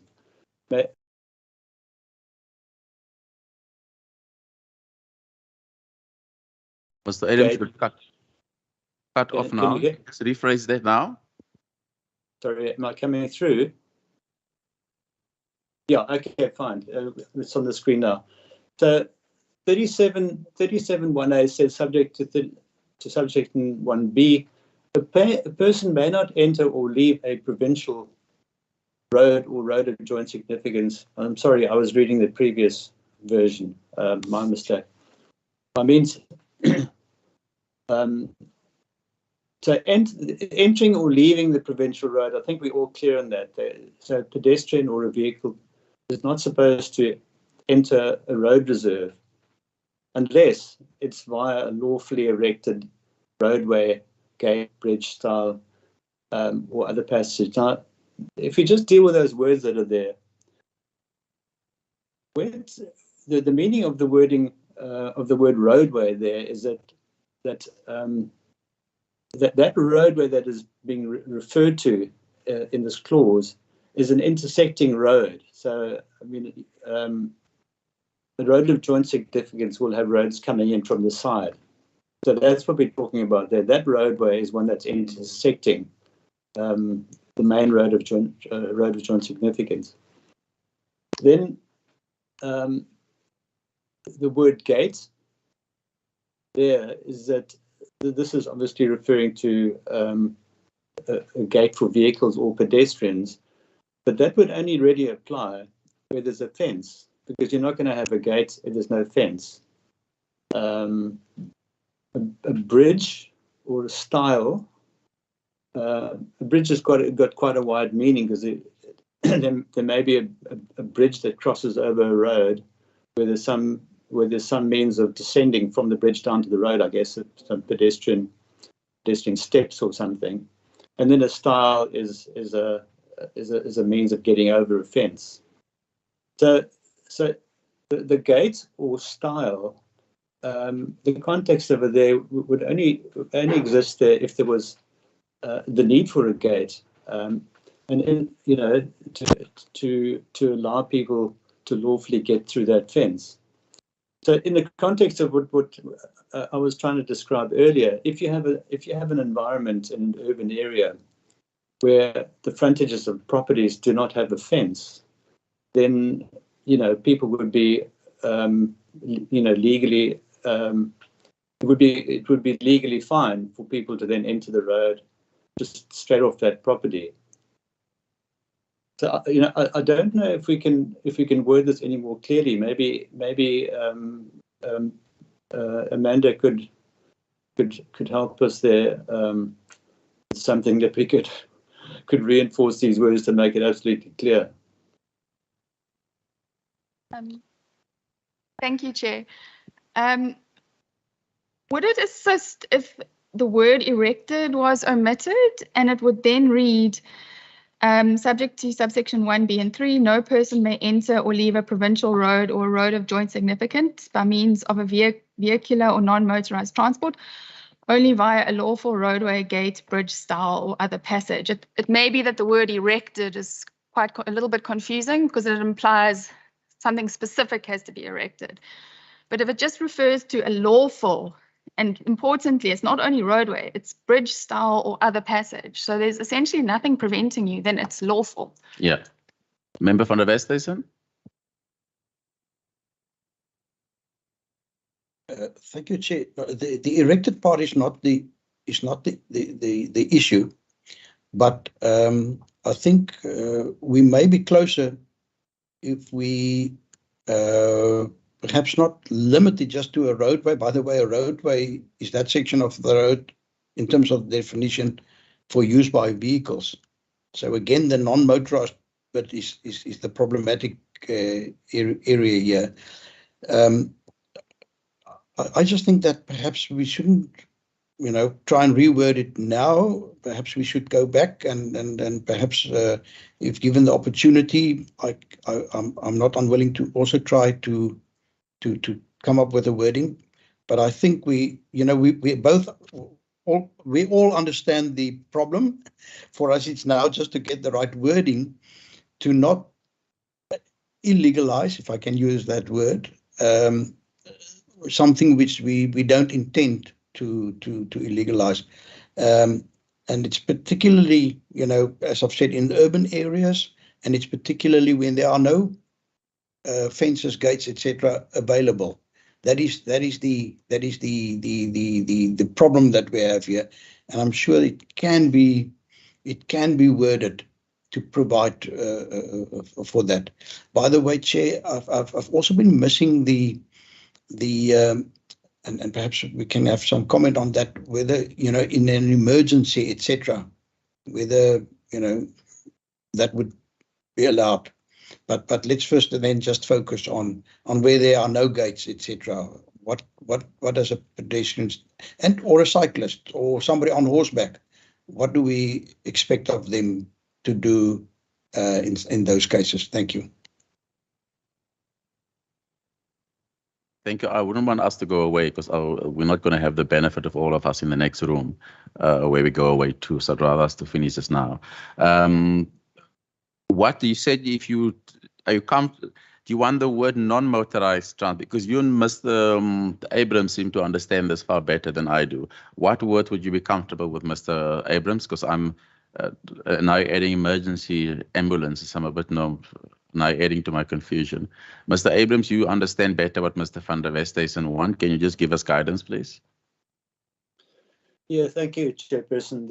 No, I don't think there's a problem with non-motorized transport. I don't think Mr. van der Westhuizen has a concern with that, because the definition of non-motorized transport, further in the definitions, includes pedestrians, pedal cycles, horse-drawn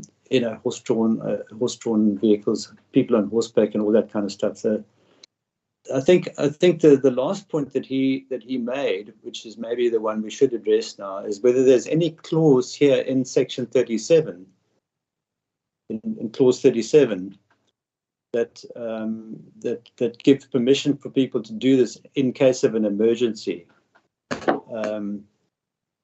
And I'm looking at clause 37 in totality, and it doesn't actually provide for, making access if the house is on fire to get out of the property. You're not going to now apply to the head of department to actually get onto the roadway. You're just going to let's deal with Mr. Abrams. Maybe you didn't hear Honourable van der Westhuizen. He's still not happy with 37.1, and that's a problem we're trying to solve before we go to the emergency one. And you seem to think he is happy with it. Honourable van der Westhuizen, can you just clarify what part of 37.1 you're not happy with, so we can try and find a solution with it and move forward? Yeah, I'm thinking.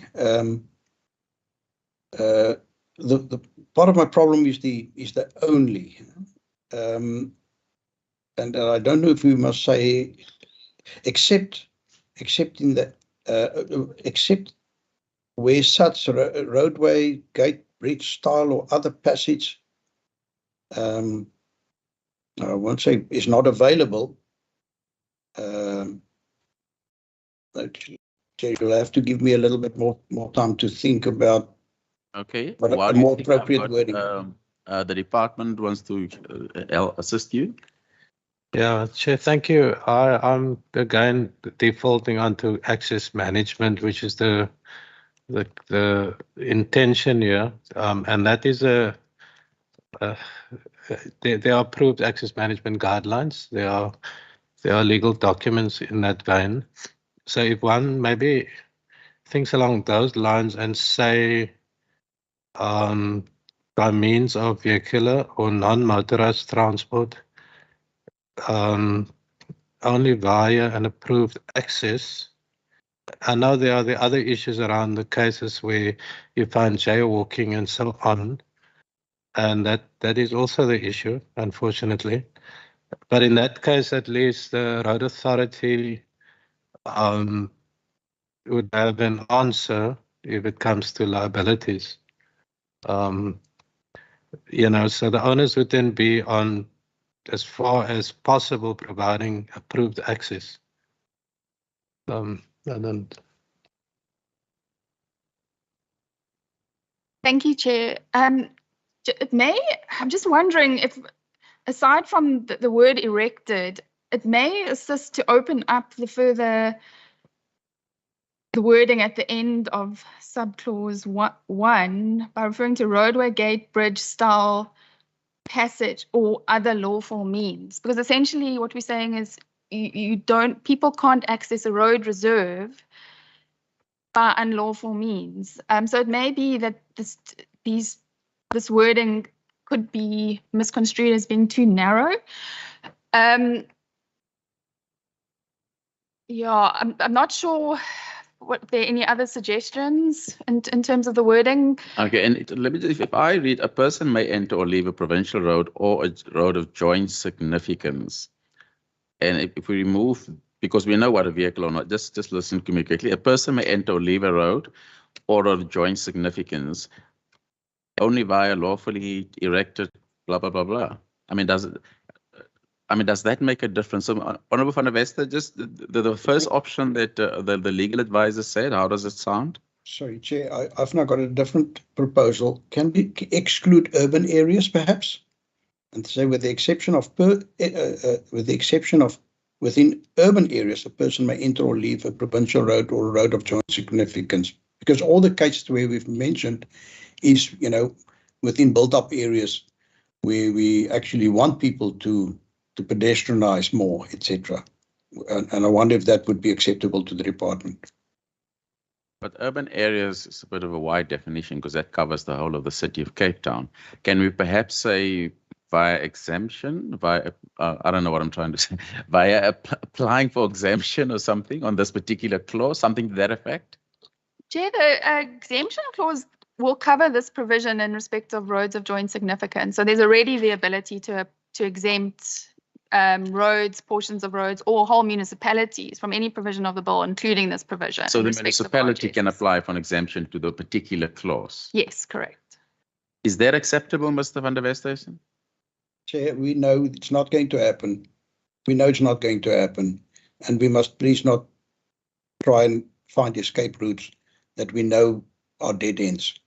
I still propose that the urban, remember now, those areas like the R300, I think they are fenced and people are not allowed to cut the fence or build gates into that fence, etc.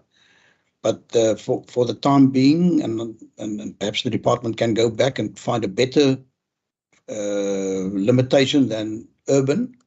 But I would then propose that urban currently urban is defined, and I think obviously we know pedestrians are not allowed on certain roads such as freeways, etc.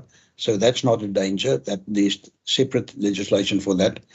And for now, the best that I can come up with is to exclude urban areas so that, you know, the York Streets, the Merriman Streets, the Aramtasses and so on of this world, that they are, you know, excluded from this very strict limitation. Legal advice. Person, may I address the meeting? Yeah. I think leaving out urban areas is actually, it's a very critical issue, because if we write in here that we're going to exclude urban areas, then as I think was mentioned, the whole of Cape Town, the whole of the city of Cape Town is in, or most of the city of Cape Town boundary comprises urban areas, although there are some non-urban areas as well. But of a particular concern is the provincial roads, which are the freeway system. For example, the N1, the N2, running through large parts of Cape Town and through the urban area. Also, the R300. That is one of the most serious concerns that exists, is pedestrians breaking the fences of those freeways and entering into the road reserve, and trying to cross the carriageways. So leaving out urban areas, I think, will be very problematic. But if I may make a suggestion, I think what Mr. van der Westhuizen is visualizing is that in CBD and suburban areas, which are where there's a road of joint significance, for example, running through it, how do we allow people to enter the roadway where there's not a fence? And we've discussed that point earlier. So we could possibly consider extending this 37(1)A by some wording that suggests that they can't enter by, they can only enter it via a lawfully erected gate or bridge or stile in the context of where there's a fence that exists, you know. So if there's not a fence that exists, then there doesn't need to be a gate or a stile, you know, and maybe that could, if we could work on some wording like that, and possibly, you know, during the course of this meeting, we don't really have time to sort of, you know, to hone in on the right words. But that might actually, you know, alleviate the problem that Mr. van der Westhuizen has. Okay, may I come in? I think Mr. Abramson is now onto something. Perhaps we can say something like, you know, where a provincial road of joint significance is equipped with fences or fenced in. Amanda would be better suited to help us. Then you may only enter or exit via a lawfully erected roadway, gate, bridge, stile, or other passage. So it's really, I think now, I'm happy if I say where there are fences, then obviously you may only use the gate in the fence or the stile going over the fence.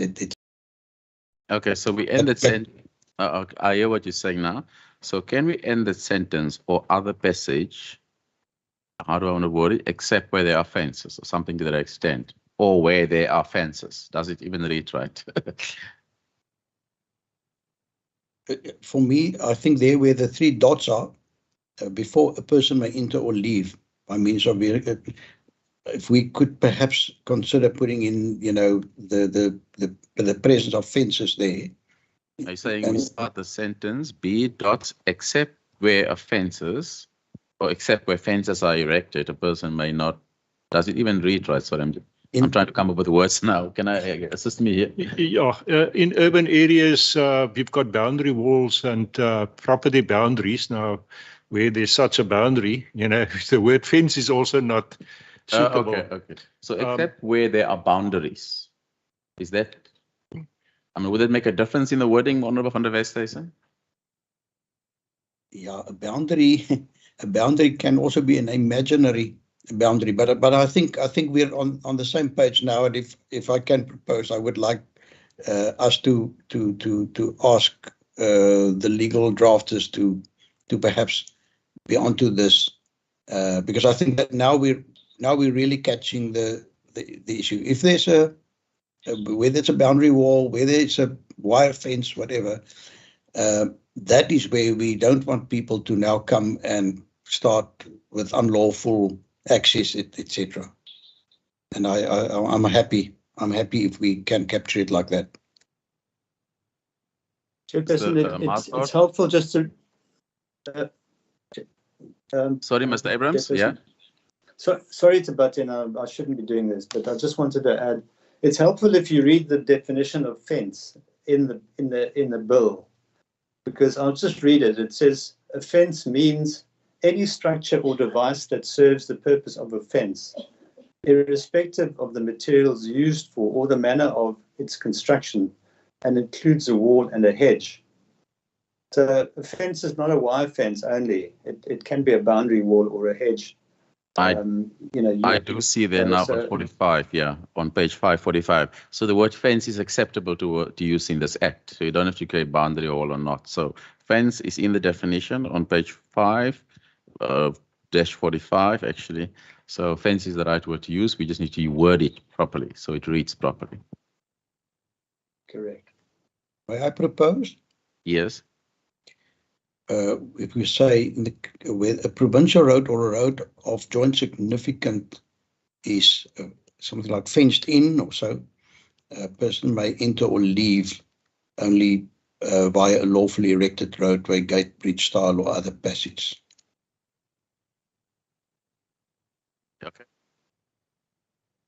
That sounds okay, Chair. I'm just wondering if it may simplify the drafting if we reverted to the negative prohibition in the original bill. Yeah, because the substance is the same. It's going to make the provision very clumsy. Okay. Ideally, we would like possibly 15 minutes, just I think, to discuss it. And okay, let's take a 15-minute break. Then we come back. What's the time now? We can have tea. We'll be back at 11 o'clock. I've already received an apology. Member Wimby needs to leave, but we'll be back at 11 o'clock. Chairperson, if it might just be helpful, just before we break, Mr. Vanna is now in the meeting and he had his hand up, and I think he's got something Mr. Vanna, that he can contribute here. Thank you. You want to add to this?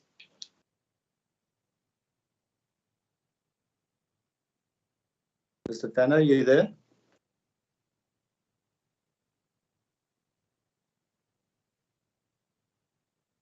Okay. Mr. Banner, are you in?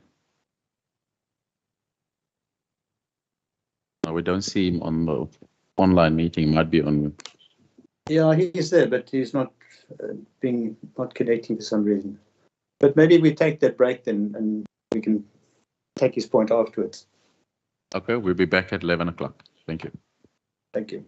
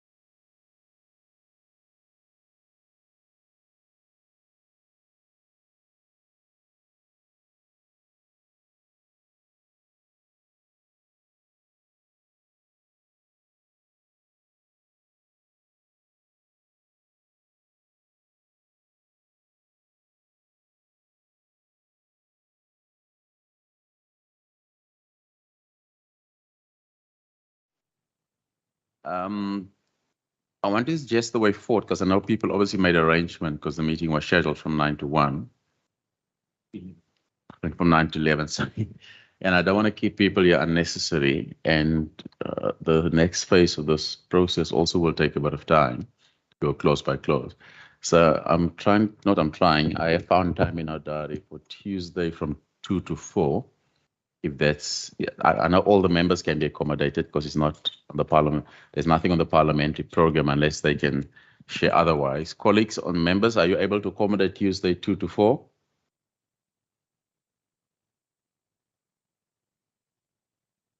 And Van der Westhuizen, yeah, your hand.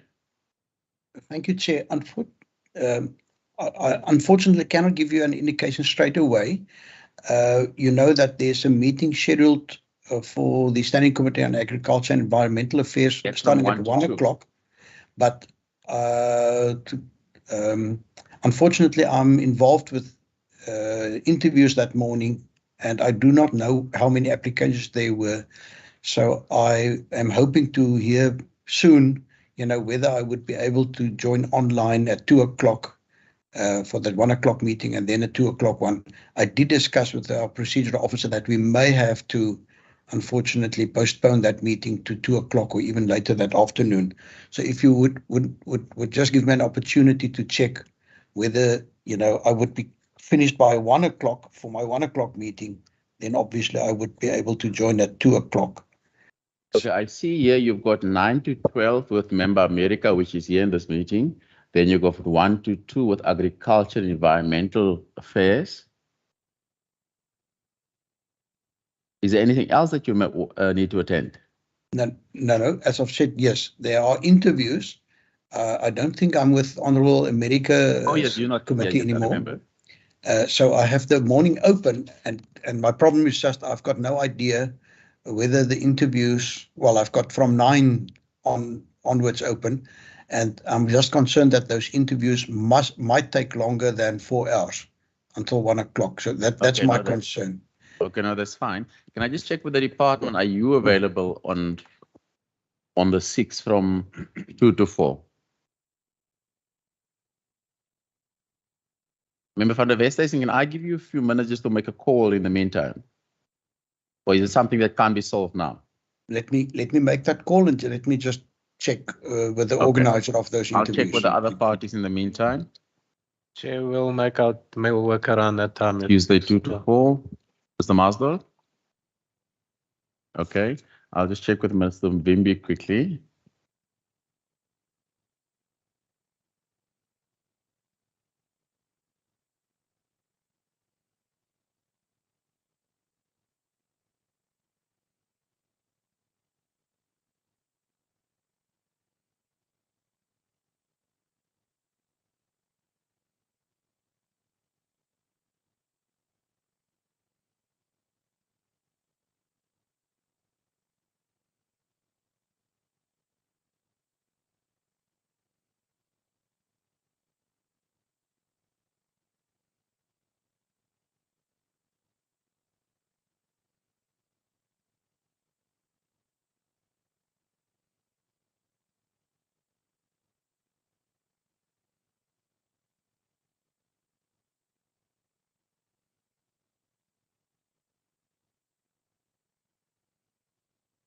Friday is the 2nd, no?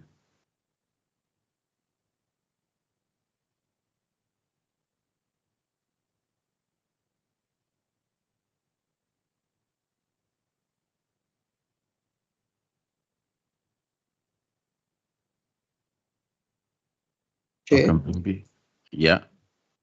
Now, my apologies. Apparently, there may be up to 8 interviews lasting 1 hour each for that day. So even my meeting currently scheduled for 1 o'clock seems to be one that may pose to be a stumbling block, and we may have to postpone that. My apologies. Wednesday morning, 9 to 11. Jy vang my nou 'n bietjie omkant, laat ek net gou kyk hoe lyk daai oggend se program. Ons het dit vanmôre goed in programming gekyk. Let me just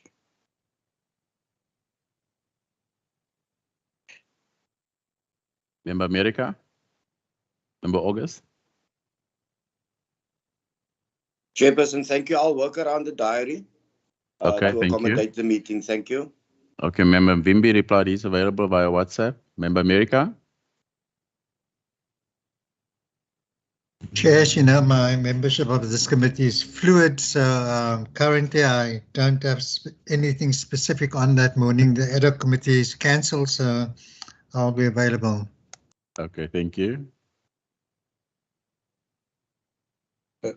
Sorry, Chair, you're now looking at the 7th? The 7th in the morning. Yeah. I hear the Honourable America says ad hoc is cancelled. Is the ad hoc on the number of seats? We're still waiting for the IEC to just confirm the availability for that. For the 7th. For the 7th, yes. What time is the ad hoc on the 7th currently? 9 o'clock, Chair. Are you looking at the afternoon, Chair? No, the morning. The afternoon, Member America won't make it. So the morning is problematic.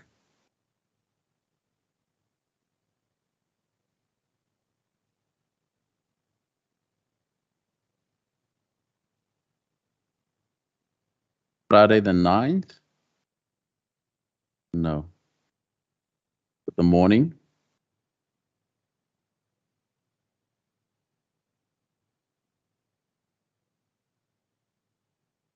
Chair, I've just opened the calendar. Friday the 9th seems to be available. 9 to 11? Correct. I'm going to check with a colleague online.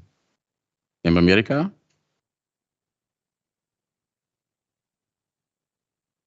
Chair, I don't know if you're aware that Public Office Bearers Pension Fund has a meeting or training session from 9:30. I don't know, it hasn't been cancelled yet, so that would place you in a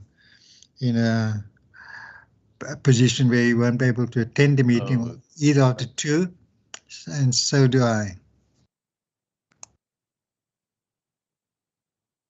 There's a public office there, it's November.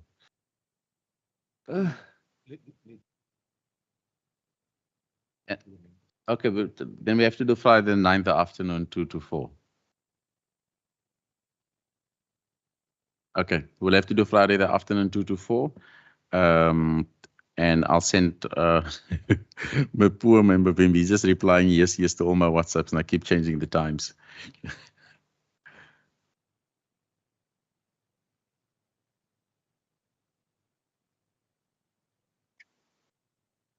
Yeah. So can we tentatively agree next week on Friday then from 2 o'clock?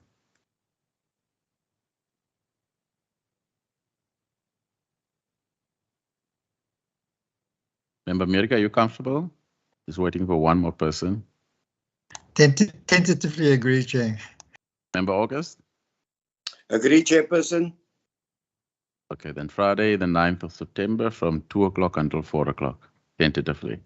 We'll send other notice and we'll get the feedback from there. Okay, colleagues, and then is there any clarity on Member Hendrick's point on 37.1 at this point? Chair, I think that the wording that I mentioned earlier, if we were to remove the word erected and add at the end of clause 37.1 or other lawful means, and on my understanding, that's going to solve the issue.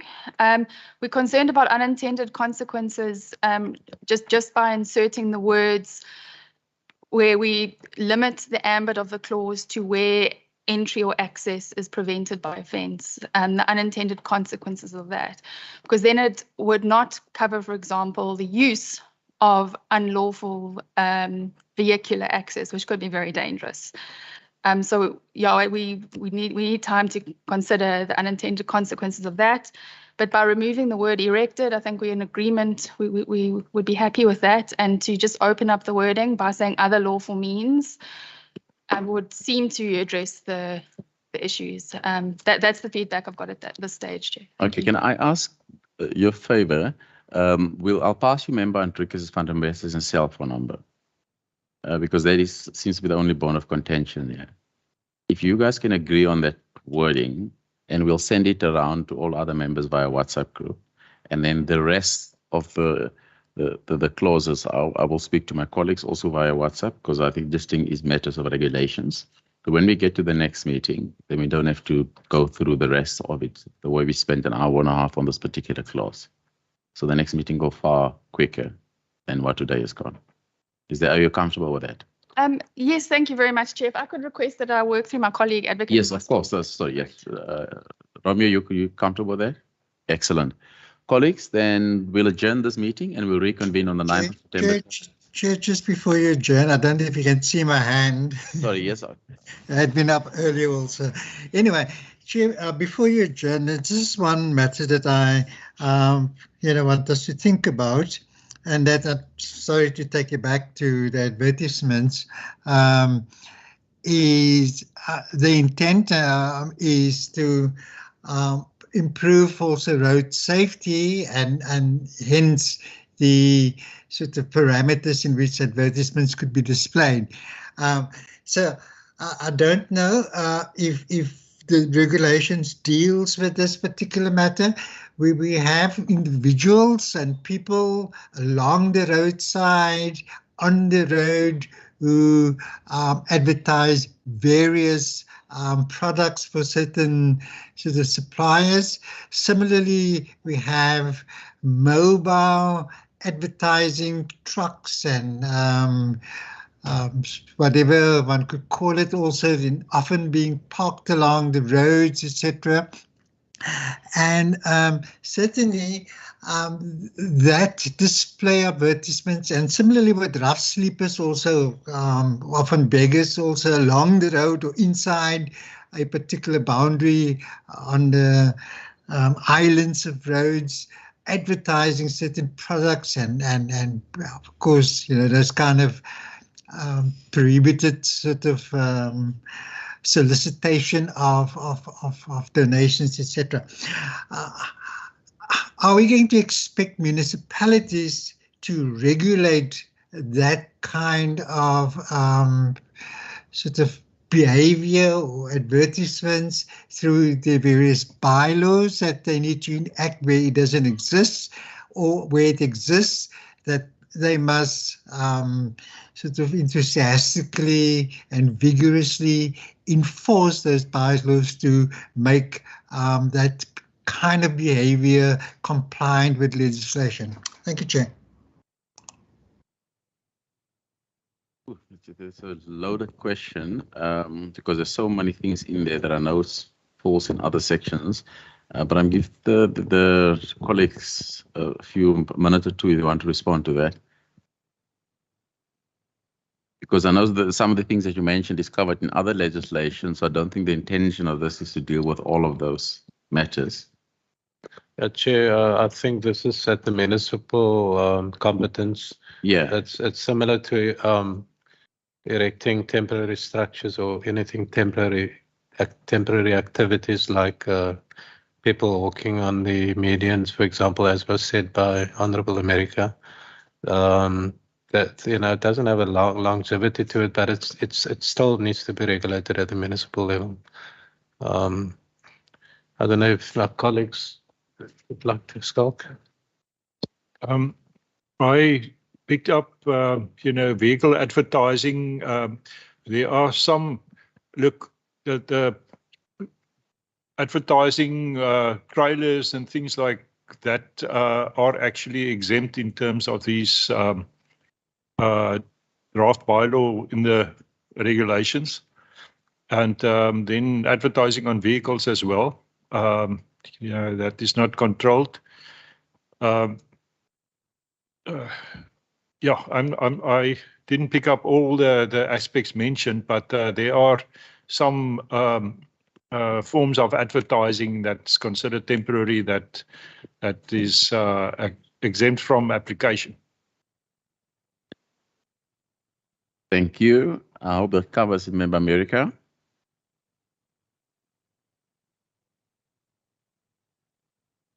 Fine, Chair. I accept that explanation so far. Thank you, colleagues. Thank you for your time this morning. Apologies that we ran 24 minutes over time, but we'll reconvene. And if there's any other matter, if colleagues, you know what to do, email me. I will email our colleagues in the department so we can try and resolve it before we get to the 9th. I see. Is there any hands further up? No. Nothing. Okay. Thank you. The meeting is adjourned.